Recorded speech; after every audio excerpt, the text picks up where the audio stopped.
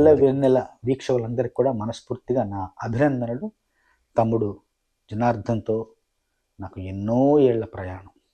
తమ్ముడు నోరారా పిలుస్తాయి, ఇంక అంతే అంతే. ఇంకా తమ్ముడు అంటే తమ్ముడే. ఇంకా నాకు తమ్ముడు లేడు నిజంగా, నేనే చిన్నోడిని. నేను ముగ్గురికి తమ్ముడిని, నాకు తమ్ముడు ఈయన.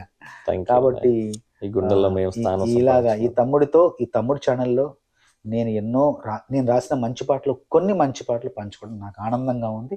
ఎందుకంటే తమ్ముడు ఎప్పుడు కూడా 10 మందికి ఉపయోగపడడం కోసమే ప్రయత్నిస్తుంటాడు. 10 మందికి సేవ చేయడం, పరులకు సహకరించడమే తమ్ముడి జీవిత సూత్రము.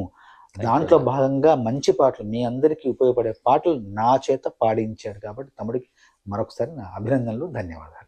పుష్ప 1 వచ్చేసింది, పుష్ప 2 వచ్చింది, పుష్ప 3 కూడా వస్తుంది కదండి. అసలు పుష్ప ప్రపంచం అసలు సుకుమార్ గారు కానివ్వండి, బన్నీ గారు, అందులో మీరు సింగిల్ కార్డ్లో ఇప్పటి వరకు 10-15 పాటలు దాదాపు అంటే రాసినటువంటిది.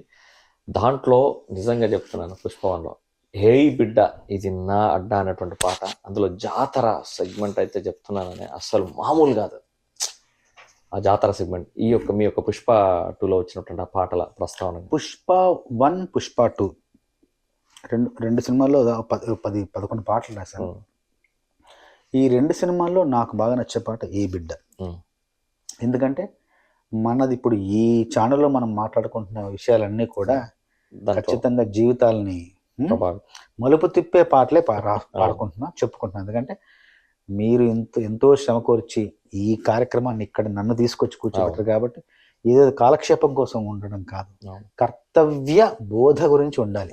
ఈ కార్యక్రమం అందరికీ ఉపయోగపడాలి. కాబట్టి మీరు మంచి పాట చెప్తున్నారు. చివరిలో ఈ ఏ బిడ్డ గురించి కూడా ఒక మాట చెప్పాలి.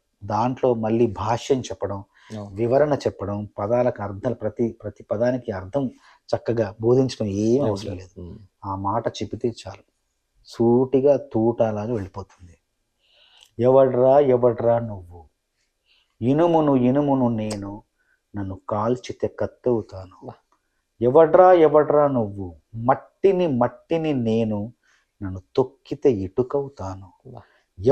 ఎవడ్రా నువ్వు, రాయిని నేను, గాయంగానే చేశారంటే ఖాయంగానే దేవుణ్ణవుతా. ఏ బిడ్డ ఇది నా అడ్డ. నన్ను నిర్మూలించడానికి మీరు వస్తున్నారు. మీరు మనుషులు కావచ్చు, పరిస్థితులు కావచ్చు, వాతావరణం కావచ్చు, ఏదైనా కావచ్చు, నన్ను నిర్మూలించడానికి వస్తున్నారు.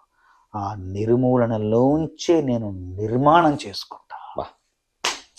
నమస్కారం. సో అలానే ఇంకా పుష్ప 3 కూడా ఎలా ఉండవచ్చు అంటే దాని గురించి ఏమన్నా అప్డేట్స్? పుష్ప 3 పాటలు రాసిన వెంటనే మొట్టమొదటిగా ఇచ్చే ఇంటర్వ్యూ మన ఛానల్కి. థ్యాంక్ యూ సో మచ్ అన్న. Thank you so much. మీ సమయాన్ని వెచ్చించి, ఇంత అమూల్యమైనటువంటి సమయాన్ని వెచ్చించి పల్లె వెన్నెల ప్రేక్షకులతో మీ యొక్క మాటలు, మీ యొక్క పాటలు, మీ యొక్క సాహిత్యం గురించి పంచుకున్నందుకు ధన్యవాదాలు. థ్యాంక్ యూ సో మచ్ అన్నయ్య. ప్లీజ్ సబ్స్క్రైబ్ పల్లె వెన్నెల ఛానల్.